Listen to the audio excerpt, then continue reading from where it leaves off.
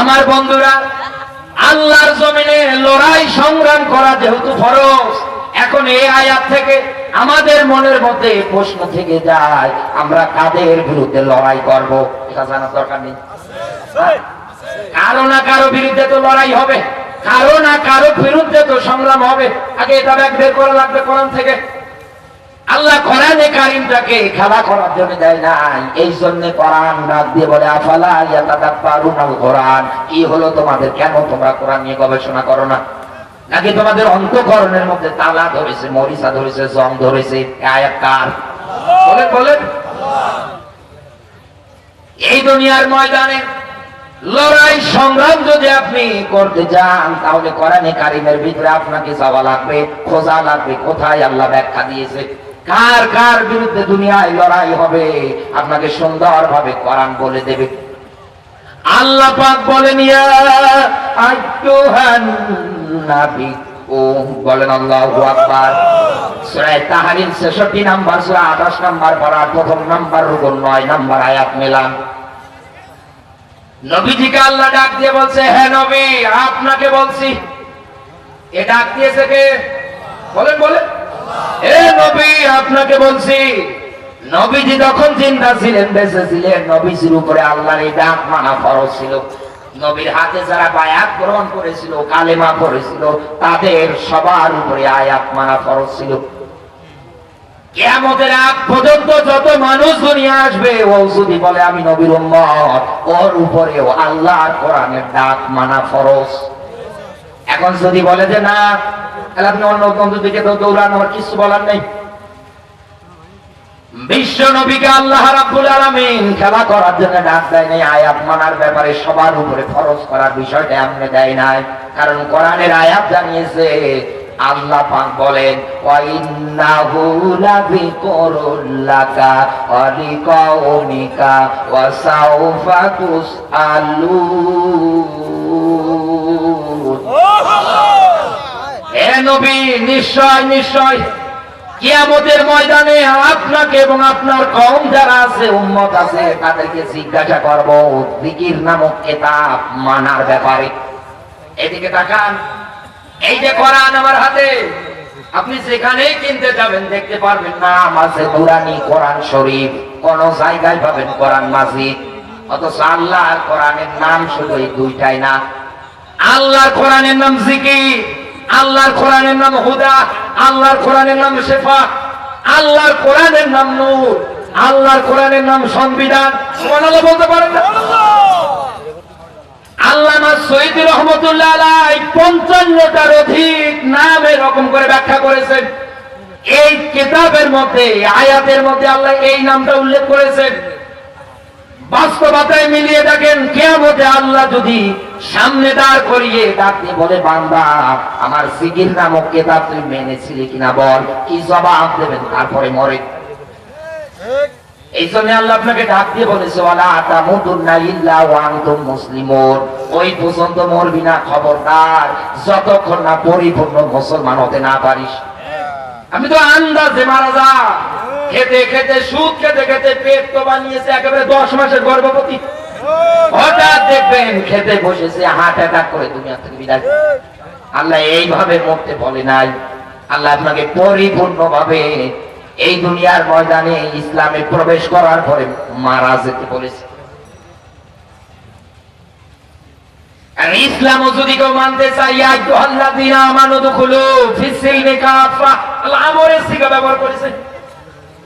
আল্লাহ বলেন, ঈমানদার যারা আছো, ইসলাম যদি মানতে হয় পরিপূর্ণভাবে মানা লাগবে, প্রবেশ করা লাগবে পরিপূর্ণভাবে। এখন ইসলাম পরিপূর্ণ নেই, কোরআন মানা নেই, আন্দাজে মারা যাচ্ছেন, হার্ট অ্যাটাকে মরে যাচ্ছেন। কিয়ামতে আল্লাহর সামনে দাঁড় করাবে তো সবাইকে। জিজ্ঞাসা যদি করে কিতাবটা মানার ব্যাপারে, কি জবাব দেবেন বলেন তো একবার চিন্তা করে। নীলফামারীবাসী, আমার পয়েন্ট যেটা ছিল সেটা আমি আপনাকে নিয়ে যাচ্ছি এবার ধারাবাহিক ভাবে। দুনিয়ার ময়দানে লড়াই সংগ্রাম কেউ যদি করতে যায়, ইউকাতিলুনা ফি সাবিলিহি, এই ব্যাখ্যা অনুযায়ী তাকে 2 প্রকার মানুষের বিরুদ্ধে লড়াই করা লাগবে। 1 নম্বরে আল্লাহ ব্যবহার করেছে কোরআনের আয়াত, জাহিদিল কুফার, দুনিয়ায় যারা কাফের। এই জায়গা আমরা যারা বসে আছি, আপনাদেরকে জিজ্ঞাসা যদি করা হয় কাফের কারা, আপনারা যারা সাধারণ জেনারেল শিক্ষিত মানুষ আছে তারা কিন্তু সুন্দরভাবে সাজিয়ে গুছিয়ে বলতে পারবে না। একথা বলে না কেন? কাফেরের ব্যাখ্যা পরিচয় নিতে গেলে কোরআনের ধারাবাহিক ভাবে আপনাকে গবেষণা করে বের করা লাগবে। এই দুনিয়ার ময়দানে একেবারে ইজিলি ভাবে আমি আপনার মাঝে উপস্থাপন করতেছি দুনিয়ায় কাফের কারা। আল্লাহর ব্যাখ্যা, ওয়াল্লাযিনা কাফারু ওয়া কাযযাবু বিআয়াতিনা, ওয়াল্লাযী অতঃপর যারা কাযযাবু অস্বীকার করে বিআয়াতিনা, এখানে আয়াত শব্দের শাব্দিক অর্থ হচ্ছে চিহ্ন, নিদর্শন। এই দুনিয়ার ময়দানে কোন মানুষ যদি আল্লাহর চিহ্ন নিদর্শন অস্বীকার করে, না মানে কোরআন জানিয়েছে ওটাই কাফের। এই ব্যাখ্যা যদি খুঁজতে চান যাওয়া লাগবে সূরা বাকারা 2 নাম্বার সূরা 1 নাম্বার পারা 4 নাম্বার পৃষ্ঠা 4 নাম্বার রুকু 39 নাম্বার আয়াত। এতটুকুন ব্যাখ্যায় যদি আপনি কাফেরদের স্বভাব ধরতে না পারেন, চিনতে না পারেন, আমি আবারও বলছি আপনাকে কোরআনের আর একটা আয়াত দিয়ে এদিকে নাকান।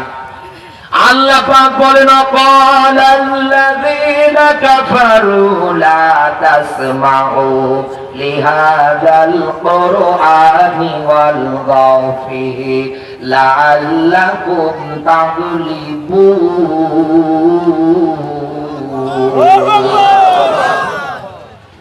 সূরা হামিম সাজদা 41 নাম্বার সূরা 24 নাম্বার পারা 4 নাম্বার পৃষ্ঠা 4 নাম্বার রুকু 26 নাম্বার আয়াত। ক্বালাল্লাযীনা কাফারু, এই জায়গার মধ্যে কাফার শব্দটা আছে জন্য আমি আপনাকে টাটকা কাফের ভালো করে চেনাতে পারবো। আল্লাহর ব্যাখ্যা নবী, এই দুনিয়ার ময়দানে কাফের যারা আছে আপনি তাকিয়ে দেখতে পারবেন ওদের স্বভাব, ওদের আদর্শ, ওদের নিয়ম নীতি। যেখানেই কোরআন বলতে চান না কেন ওরা ওই জায়গায় এসে হট্টগোল বাজাবে, মারামারি বাজাবে। ওদের জবান দিয়ে একটাই কথা হবে, লা তাসমাউ লিহাযাল কুরআন। সব চলুক, আব্দুল্লাহর বেটা মুহাম্মদ যেন কোরআন বলতে না পারে। আপনি শেষের শব্দ মিলান তো, লাআল্লাকুম তাগলিবুন। দুনিয়ায় যদি গালিব হতে চাও, বিজয়ী হতে চাও, চেয়ারগুলোতে যদি স্থায়ী হতে চাও, মুহাম্মদ তার অনুসারী যারা আছে যেখানেই কোরআন বলবে ওই জায়গায় গিয়ে হট্টগোল বাজাও, মারামারি বাজাও। ইবনে কাসিরের ব্যাখ্যায় এসেছে নবী যেখানেই কোরআন বলতেছে তো ওই জায়গার মধ্যে কাফেরেরা ঢোল তাবলা গান বাজনার আয়োজন করত। মানুষদের মনোযোগটা নষ্ট করার জন্য, মানুষদেরকে কোরআন শোনা থেকে দূরে রাখার জন্য তাদের এই চেষ্টা। এখানে আলেম যারা আছে, জ্ঞানী মানুষ যারা বসে আছে, আমি জানি এমনও আলেম বসে আছে তাদের জুতো টানার যোগ্যতা আমার নেই। জিজ্ঞাসা করেন এই আয়াতের মধ্যে মূল মাস্টার মাইন্ড হিসাবে আল্লাহ যাকে ব্যবহার করেছে, যার নাম তুলে ধরেছে মুফাসসিরে ইকরামেরা ব্যাখ্যা করতে গিয়ে, তার নাম হচ্ছে আবু জাহেল। কি না বলেন? আবু জাহেল কি মুসলমান? বলেন, ও কি মুসলমান? আবু জাহেল কিন্তু মুসলমান না, ও হচ্ছে কাফের। আমার প্রশ্ন আপনার কাছে, আবু জাহেল না হয় কাফের ছিল বিদায় রাসূলের কোরআন প্রচার প্রসারণায় বাধা দিত। ওই সময় যারাই কাফের তারাই বাধা দিত, এটা মানা যায় না। বোঝার কারণে আবু জাহেল এই জন্য কোরআনে বাধা দেয়। ওর নাম তো ছিল আবুল হাকাম। আবু মানে পিতার, হাকাম মানে বুদ্ধির পিতা। শুধু ইসলাম না মানার কারণে ওর নাম হয়ে গিয়েছে মূর্খের বাবা। আনিল ফার্মারি তোমারের মুসলমানেরা একটু বিবেক লাগান এই জায়গায়। আবু জাহেল না হয় কাফের ছিল বিদায় কোরআনে বাধা দিত, এটা তো মেনে নেওয়া যায়। কিন্তু এই বাংলাদেশে 5ই আগস্টের আগে কোরআনের মাহফিলের আয়োজন গুলো যদি করতে চাইতেন বারবার আপনাকে থানায় যাওয়া লাগতো।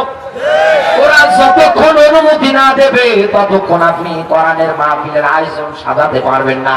ওরা যতক্ষণ অনুমতি না দিবে ততক্ষণ আপনি কোরআনের মাহফিলে আলোচক নিয়ে এসে বসিয়ে কথা শোনাতে পারবেন না।